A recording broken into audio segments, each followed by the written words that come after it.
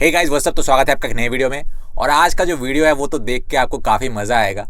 Basically all this Islamic alliance और ये जो अजरबैजान मीडिया है उसमें से एनालिस्ट कौन है? Pakistani defence expert, Pakistani analyst. और इस वीडियो में बेसिकली दे आर लिटरली एक तरफ से तो बोल रहे हैं कि इंडियन आर्म सप्लाई से हमें कुछ फ़र्क नहीं पड़ता है, और दूसरी तरफ they are literally shitting on their pants and that is quite evident in the video. आप जब वीडियो देखते हैं तो वो जो डर है वो साफ आपको उनके चेहरे पे नज़र आता है। तो video in itself is a roast video. वो खुद ही मतलब ऐसे ऐसे क्लेम कर रहे हैं जो जिनसे उनको लग रहा है कि मतलब खुद ही वो खुद के रोस्ट कर रहे हैं। वैसे वीडियो जो है वो तो अजरबैजान मीडिया से है, लेकिन कमेंट सेक्शन में काफ़ी सारे आर्मेनियंस भी है, तो उनका रोस्ट करने का काम तो आधे जो है आर्मेनियन कमेंटर्स ने कर दिया, और बाकी जो बचा कुछ कसर बाकी था उसमें तो आपको पता ही है कि मैं क्या करता हूँ।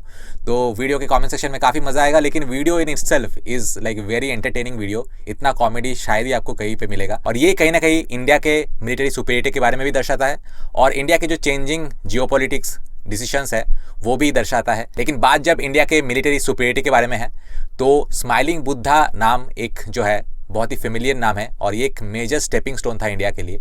और स्माइलिंग बुद्धा के नाम से ये जो एक ऑपरेशन था इंडिया में, इंडिया को न्यूक्लियर पावर देश बनाने का, दुनिया के नज़रों से छुपते छुपाते कैसे इंडिया एक न्यूक्लियर पावर बना और क्यों इंडिया को एक न्यूक्लियर पावर बनने की ज़रूरत थी, बहुत सारे अननोन फैक्ट आपको इस ऑडियो बुक में मिलेगा जिसका नाम है how India became a nuclear power. और ये ऑडियो बुक आप सुन सकते हैं कुकू एफएम पे, मैंने भी सुना। और ये ऑडियो बुक आप सुन सकते हैं कुकू एफएम पे, मैंने भी सुना। और ऑडियो बुक की ये स्पेशलिटी है कि इसे हार्ड बुक्स की तरह कैरी नहीं करना पड़ता है। आप चाहे कहीं पे भी हो, चाहे आप कार ड्राइव कर रहे हो या फिर कुछ काम कर रहे हो, आप आसानी से ऑडियो बुक जो है वो सुन सकते हैं। और कुकू एफएम की ये स्पेशलिटी है कि आप ऑडियो बुक को अपने लिसनिंग स्पीड के हिसाब से एडजस्ट कर सकते हैं। इससे आपको सुनने और समझने में और भी आसानी होती है।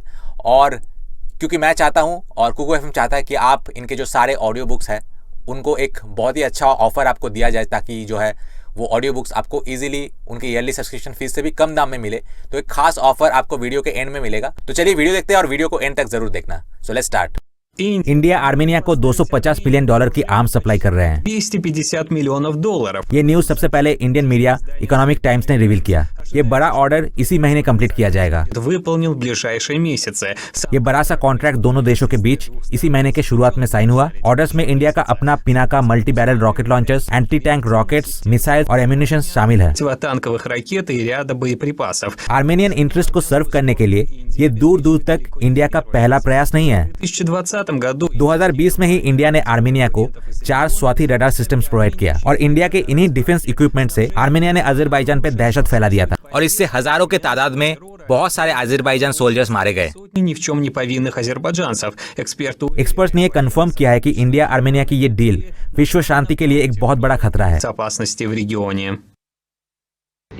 असल में अजरबैजान और पाकिस्तान की दोस्ती भारत को हजम नहीं हो रहा है। с Пакистаном и вообще в целом азербайджано-турецко-пакистанский स्पेशली पाकिस्तान, अजरबैजान और तुर्की की ट्रायंगल भारत के बर्दाश्त से बाहर है।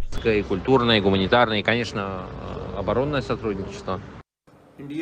इंडिया कुछ सालों से ही आर्मेनिया के इस इलीगल पॉलिटिकल एम्बिशन को सपोर्ट कर रहा है। Захватническую политику Армении. Я मुझे पता है कि इंडिया का इस वॉर से दूर दूर तक कोई लेना देना नहीं है, но индийская सторона लेकिन इंडिया अंधों की तरह ये पॉलिसी फॉलो कर रहा है कि दुश्मन का दुश्मन मतलब अपना दोस्त। отличные отношения с Пакистаном। अजरबैजान पाकिस्तान का जिगरी दोस्त है और इंडिया को इसी बात की जलन है, लेकिन इस्लामाबाद अजरबैजान को सपोर्ट करता रहेगा साउथ काफकाज में। इंडिया इन मिलिट्री सप्लाईज से अजरबैजान और पाकिस्तान की दोस्ती तोड़ना चाहता है, लेकिन हम ये इंडिया को कभी नहीं करने देंगे। Азербайджана пакистанскому братству, но ее попытки тщетные. Причины поддержки इंडिया का आर्मेनिया का ऐसे इलीगल पॉलिटिकल एक्टिविटीज को सपोर्ट करने का एक कारण ये भी बताया जा रहा है, और वो है इंडिया में ग्रोइंग इस्लामोफोबिया। और इस रिलीजियस भेदभाव का शिकार हो रहे हैं वहाँ के लोकल मुस्लिम्स, जर्नलिस्ट, पॉलिटिशियंस और ब्लॉगर्स। политики, писатели, журналисты и влиятельные блогеры. ये बात अभी किसी से छुपी नहीं है कि इंडिया का जो प्रेजेंट गवर्नमेंट है वो इंडिया को एथनिकली एक हिंदू राष्ट्र में कन्वर्ट करना चाहते हैं। अमेरिका के ह्यूमन राइट्स ऑर्गेनाइजेशन ने बताया कि इंडिया एक ऐसा देश है जहाँ पे इमरजेंसी अटेंशन देने की जरूरत है।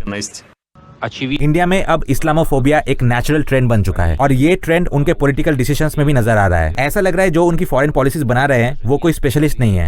конечно, это और इसी इस्लामोफोबिया के चलते अजरबैजान को इंडिया ने दुश्मन बनाया और आर्मेनिया को अपना दोस्त बनाया। например, так и, конечно, с Арменией. इस्लामोफोबिया और अजरबैजान, पाकिस्तान, टर्की का अलायंस ना रोक पाना, यही दो मेन कारण है इंडिया के इस आर्म सप्लाई का। Гомофобии и в неспособности Дели переварить растущий азербайджано-турецко-пакистанский альянс. वैसे इंडिया के सप्लाई से कुछ फर्क भी नहीं पड़ता, क्योंकि अजरबैजान सोल्जर्स के पास है मॉडर्न टर्किश हथियार азербайджанской армии имеется современная техника और modern Pakistani defence equipment.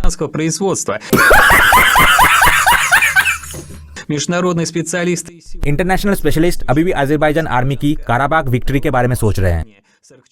43 days के उस वॉर को स्पेशलिस्ट फ्यूचर का वॉर बताते हैं और ड्रोन्स का वॉर बताते हैं। आफ्टर ऑल अजरबैजान ने तभी से ड्रोन ऑपरेट करने में एक्सपर्टाइज हासिल किया। действия сегодня во अभी पूरे दुनिया में उन हथियारों की तारीफ हो रही है जो अजरबैजान इस वॉर में इस्तेमाल किया, использовал लेकिन इंडियन हथियारों के हमेशा कुछ न कुछ कंप्लेंट्स रहते हैं। пенсии. Нужно понимать, что हमें ये समझना चाहिए कि इंडिया चाहे आर्मेनिया के साथ कितने भी $1 मिलियन के कॉन्ट्रैक्ट क्यों ना साइन करे, लेकिन हमें ये देखना चाहिए कि आर्मेनिया को उससे मिल क्या रहा है। что именно Армения получит. И इंडियन आर्म्स अगर पोलाइटली कहूँ तो अच्छे क्वालिटी के नहीं होते हैं। в мире обычно это उनके ज्यादातर हथियारे सस्ता एडेप्टेशन होता है रशियन हथियारों का, और वो भी उनके लोकल कंपनीज के द्वारा। вооружение. В принципе, अगर आपको इंडियन आर्म्स के बारे में जानना है तो आप बहुत आसानी से इंडियन हथियारों को इंटरनेट में सर्च करके उनके बारे में इंफॉर्मेशन हासिल कर सकते हैं। информацию в интернете это не самое лучшее, не самое передовое, безусловно, не самое in terms of technology and all ये बिल्कुल भी अच्छे हथियार नहीं होते हैं। техника и боеприпасы в том числе. Поэтому я तो मैं इंडिया और आर्मेनिया के इस डील को सीरियसली नहीं लेता। тот эффект, который окажут соглашение между Дели и Ереваном в области оборонного сотрудничества, Indian arms are complete trash. полная чушь. Эксперты считают, что Азербайджан experts का कहना है कि अजरबैजान को इसका रिप्लाई देना चाहिए। अजरबैजान इसके रिप्लाई में चाइना के साथ रिलेशंस बना सकते हैं, जिनके साथ इंडिया के बहुत सारे डिस्प्यूट्स हैं। एक्सपर्ट्स का मानना है कि ये कदम बिल्कुल सही रहेगा। есть свои территориальные претензии. Подобное взаимодействие аналитики называют более выгодным. तो how India become a nuclear power, इस ऑडियो बुक को आप कुकू एफएम पे जरूर सुने, और अगर आप कोड इंडी50 का इस्तेमाल करते हैं तो आपको मिलेगा पूरे 50% डिस्काउंट, मतलब 399 रुपीज का ईयरली सब्सक्रिप्शन आपके लिए सिर्फ 199 रुपीज हो जाएगा। तो चलिए कमेंट सेक्शन की ओर बढ़ते हैं और असली मजा अब आएगा। Let's start.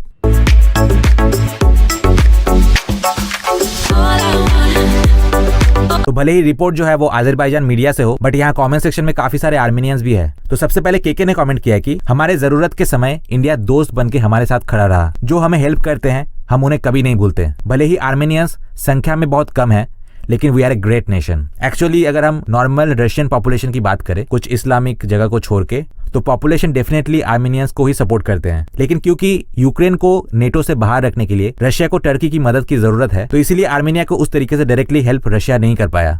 लेकिन इसे कहते हैं शायद बैकडोर डिप्लोमेसी, जो शायद और भी पहले करना चाहिए था। या तो रशिया ने खुद कहा होगा कि छोटे भाई हम डायरेक्टली आर्मेनिया भाई के लिए कुछ कर नहीं सकते हैं, लेकिन हमारे बिहाफ में वो काम आप कर दीजिए। या फिर इंडिया ने देखा कि हमारे एनिमीज जो है वो तो कॉमन है, टर्की और पाकिस्तान, तो उनको सबक सिखाने का इससे अच्छा मौका और नहीं मिलेगा। तो हो सकता है कि इंडिया और रशिया का ये ज्वाइंट डिसीजन है। उसके बाद सेवो ने कमेंट किया कि इंडिया अच्छे लोगों की मदद करते हैं, काराबाग में आप लोगों के लिए बहुत सारे सरप्राइजेस वेट कर रहे हैं। उसके बाद केल्सिनबेक ने कमेंट किया कि Kazakhstan, Uzbekistan, Kyrgyzstan, Turkey, Azerbaijan, Turkmenistan लोग खुद रिलीजन के नाम पे झुंड बना रहे हैं और बोल रहे हैं कि इंडिया इस्लामोफोबिया के लिए जो है अलायंस बना रहा है। क्यों ना बनाए भाई? जैसे कि कुत्ते के काटने से हाइड्रोफोबिया होता है, कटवों को तो पीछे से काटने का आदत होता है, तो फिर इस्लामोफोबिया होना तो बनता है भाई।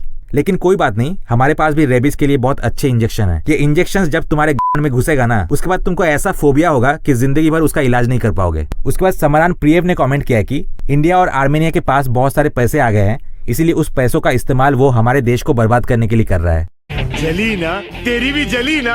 उसके बाद ओक्ते एलियव ने कमेंट किया कि इंडिया से सवाल है कि जो मशीन्स इन्होंने आर्मेनिया को दिया है वो चलाने के लिए उनको तेल कहाँ से मिलेगा? इंडिया तुम जरा आर्मेनिया के तेल के टैंकर्स भी पूरे कर दो। जी हाँ, बिल्कुल करेंगे। तेल खरीदने के लिए हमारे पास बहुत सारे ऑप्शंस है। आपके मद्रासा छाप यूनिवर्सिटी ने शायद आपको ये सिखाया कि सिर्फ इस्लामिक कंट्रीज में तेल मिलता है, इसीलिए तो मैं कहता हूँ कि अपने मद्रासा से बाहर निकलो, बाहर निकल के दुनिया देखो। वैसे आपके पास जो तेल है उसका एक काम हो सकता है कि आप वो तेल ना अपने पिछवाड़े में डाल लो। इंडियन रॉकेट्स जब अपने रास्ते ढूंढते हुए आएंगे ना, तो हो सकता है कि उस तेल की वजह से आपको दर्द थोड़ा कम हो। उसके बाद अफजुबी मुरादोर ने लिखा है कि इंडियन मेटल जंक। अच्छा, मेटल जंक, सोचिए जंग लगा हुआ लोहा जब आपके पीछे घुसेगा